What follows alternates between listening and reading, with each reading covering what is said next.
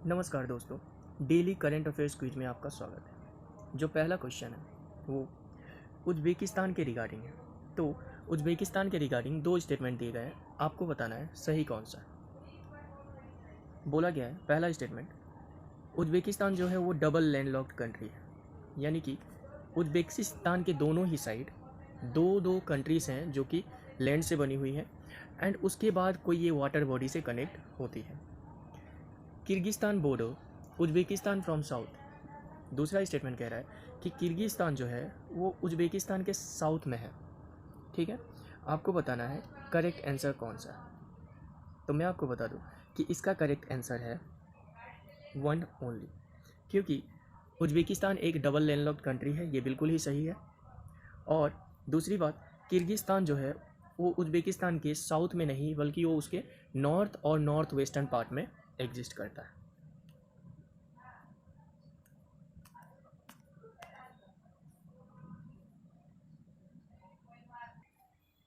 अगला सवाल है ओरिएंटल डार्टर बर्ड्स के रिगार्डिंग। बोला जा रहा है कि oriental darter birds water birds हैं और वो फ्रेश वाटर में रहती हैं। दूसरा स्टेटमेंट कह रहा है कि ये लिस्ट कॉन्सर्न है IUCN रेड लिस्ट में। तो पहले स्टेटमेंट की बात करते हैं कि ओरिएंटल डार्टर बर्ड्स क्या हैं, तो वाटर बर्ड्स हैं, ये बिल्कुल सही है, और फ्रेश वाटर में रहती हैं, ये भी बिल्कुल सही। यानी कि स्टेटमेंट वन तो सही है, यानी कि नीदर वन वाला ऑप्शन नहीं हो सकता। ठीक है, टू ओनली ऑप्शन नहीं हो सकता। सेकेंड स्टेटमेंट को देखते हैं, their status is least concern. उनका स्टेटस जो है IUCN में लीस्ट कॉन्सर्न नहीं है बल्कि नियर थ्रेटेंड है, इसलिए सेकेंड वाला स्टेटमेंट होता है गलत। तो सेकेंड वाला स्टेटमेंट इसमें है तो इसको कर देते हैं गलत। तो आंसर क्या हुआ? आंसर हुआ वन।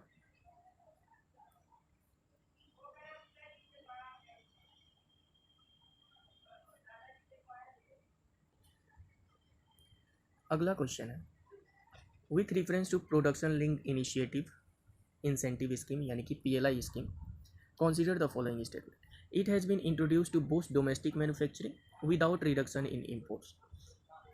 Second statement है, it will ensure that more employment opportunities are provided to Indian citizens in manufacturing sector. हमें बताना है करेक्ट स्टेटमेंट कौन सा है। तो पहला स्टेटमेंट कहता है कि ये डोमेस्टिक मैन्युफैक्चरिंग को बूस्ट करने के लिए इस गवर्नमेंट ने ये स्कीम लाया है, ये बात बिल्कुल सच है। विदाउट रिडक्शन इन इम्पोर्ट्स, पर ये बोल रहा है कि बिना इम्पोर्ट में घटौती किए ये बूस्ट करने का प्लानिंग कर रहा है, तो ये बिल्कुल गलत है। गवर्नमेंट ने ये स्कीम इसलिए लाया है ताकि डोमेस्टिक मैन्युफैक्चरिंग को बूस्ट कर पाए, जिससे हमारा जो इम्पोर्ट है वो घट जाए और हम अपने डोमेस्टिक प्रोडक्ट से अपना काम ज़्यादा से ज़्यादा चला सकें। दूसरा स्टेटमेंट कहता है कि ये मोर एम्प्लॉयमेंट अपॉर्चुनिटीज़ लाएगा इंडियन सिटीजन्स के लिए, ये स्टेटमेंट बिल्कुल सही है। तो पहला स्टेटमेंट है गलत। अगर पहला गलत है तो पहला गलत है तो बोथ नहीं हो सकता, फर्स्ट नहीं हो सकता, दो ऑप्शंस बचे। ठीक है, अब दोनों में से सेकेंड वाला सही है, तो second is the correct answer.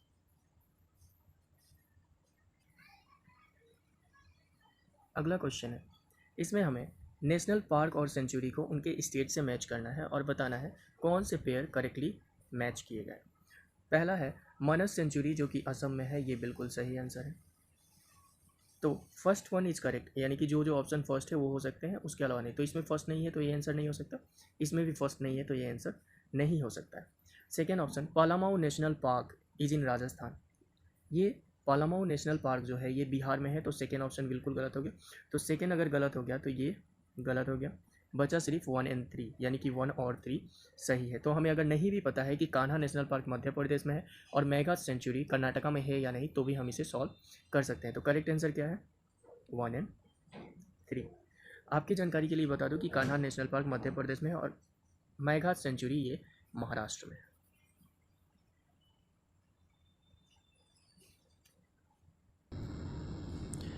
अगला क्वेश्चन है रेबीज़ के रिगार्डिंग। रेबीज़ बीमारी जो कुत्ते के काटने से होती है उसके रिगार्डिंग ये क्वेश्चन है। पहला स्टेटमेंट है many animal from cat to crocodile can transmit the virus, यानी कि कैट और क्रोकोडाइल जैसे एनिमल इस वायरस को ट्रांसमिट कर सकते हैं। पहला स्टेटमेंट बिल्कुल सही है। अगर पहला सही है तो इसमें पहला नहीं है, इसलिए ये आंसर नहीं हो सकता, बाकी तीनों आंसर्स हो सकते हैं। The virus targets the majority of the body parts except the central nervous system. बोला जा रहा है कि वायरस पूरे बॉडी पार्ट को टारगेट करता है, सेंट्रल नर्वस सिस्टम को छोड़ के, ये स्टेटमेंट बिल्कुल गलत है, क्योंकि ये वायरस सेंट्रल नर्वस सिस्टम को ही टारगेट करता है, पूरे बॉडी पार्ट्स को नहीं करता, मेनली सेंट्रल नर्वस सिस्टम को टारगेट करता है। तो अगर 2 गलत हो गया तो जिन ऑप्शन में 2 है वो आंसर नहीं हो सकता, यानी कि यह आंसर नहीं हो सकता। आखिरी वाला देखते हैं, number 3, rabies is nearly 100% fatal. अगर रेबिस हो गया आपको, ठीक है, अगर कुत्ते ने काटा और उसके बाद आपको रेबिस की बीमारी हो गई तो 100% चांसेस है कि आपकी मृत्यु होगी, यानी कि 100%, लगभग 100% फेटल होता है। तो ये बिल्कुल सही है, तो इसका आंसर होगा 1 और 3। अगला क्वेश्चन है एडॉप्शन प्रोसीजर इन इंडिया, जो एडॉप्शन का प्रोसेस है इंडिया में उसके regarding.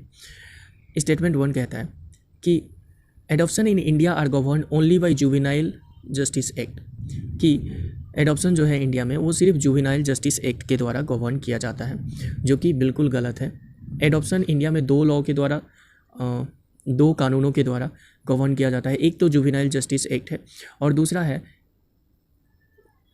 Hindu marriage something act, ठीक है, हिंदू मैरिज एडॉप्शन या फिर हिंदू मैरिज कुछ वैसा एक्ट है जिसके द्वारा ये गवर्न किया जाता है।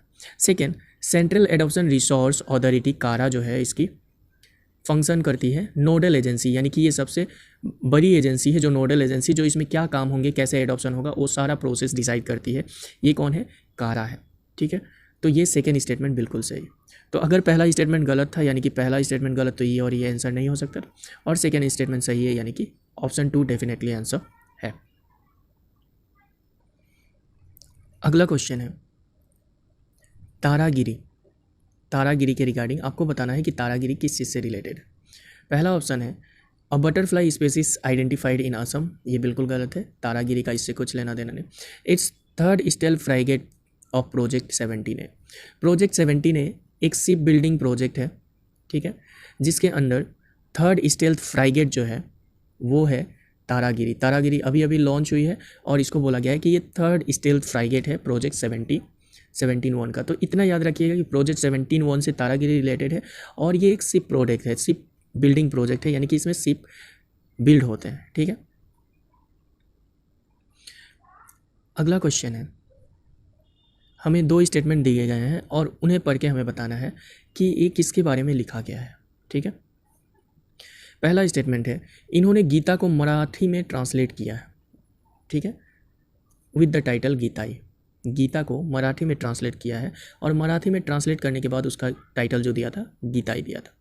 He is considered national teacher of India, इनको नेशनल टीचर ऑफ इंडिया माना जाता है, and spiritual successor of Mahatma Gandhi, और महात्मा गांधी के स्पिरिचुअल सक्सेसर माने जाते हैं, ठीक है। तो मैं बता दूं कि यह जो आंसर है ये है आचार्य, यानी कि आंसर है बी, आचार्य विनोबा भावे जो हैं इन्होंने गीता को मराठी में ट्रांसलेट किया था और उसका नाम गीतांजलि दिया था, और इनको नेशनल टीचर ऑफ इंडिया भी माना जाता है और महात्मा गांधी का स्पिरिचुअल सक्सेसर भी माना जाता है। अगला क्वेश्चन है आइंस्टाइन रिंग के बारे में। आइंस्टाइन रिंग के बारे में तो बोला गया है, फर्स्ट स्टेटमेंट है it is created when light from galaxy और star passes by a massive object and route to the earth, यानी कि जो गैलेक्सी और स्टार से लाइट आ रही होती है वो किसी मैसिव ऑब्जेक्ट से, बड़े ऑब्जेक्ट से पास होती है और उसके बाद अर्थ की तरफ आती है, तो इससे आइंस्टाइन रिंग जैसा कुछ फॉर्म होता है जिसको आइंस्टाइन ने नाम दिया था आइंस्टाइन रिंग, ठीक है। दूसरी बात, पहला स्टेटमेंट बिल्कुल सही है, ठीक है, पहला स्टेटमेंट सही है तो नीदर 1 वाला कट जाएगा, इसमें सिर्फ 2 है, 2 ओनली, यानी कि 1 नहीं है, तो 1 तो सही है, 1 होना चाहिए था, यानी कि 2 भी ऑप्शन नहीं हो सकता है। दूसरा स्टेटमेंट है so far Einstein ring is not yet discovered and is still a theoretical concept. बोला गया है कि आइंस्टाइन रिंग अभी तक डिस्कवर नहीं हुआ है और ये एक थियोरिटिकल कॉन्सेप्ट है, तो ये बिल्कुल गलत है, क्योंकि अभी अभी जो हॉब्स टेलीस्कोप है उसने आइंस्टाइन रिंग को क्लियरली डिस्कवर किया है, उसका एक क्लियर इमेज लिया है, ठीक है। तो इस वजह से 1 ओनली इसका आंसर होगा।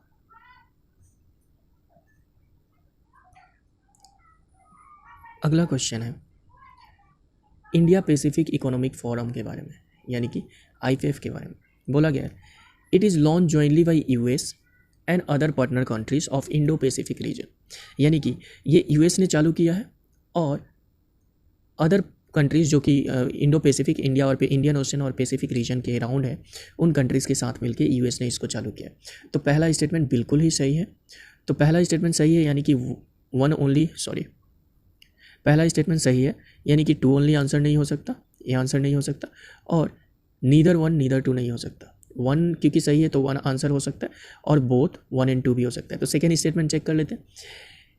India, Australia and Japan are members of IPF. बोला जा रहा है कि इंडिया, ऑस्ट्रेलिया और जापान आईपीएफ के मेंबर हैं। ये भी स्टेटमेंट बिल्कुल सही है, तो आंसर हो गया बोथ 1 and 2। चलिए, इसी के साथ आज के 10 क्वेश्चन हुए ख़त्म। कल फिर मिलेंगे कल के करेंट अफेयर्स के 10 क्वेश्चन के साथ। तब तक पढ़ते रहिए, बढ़ते रहिए।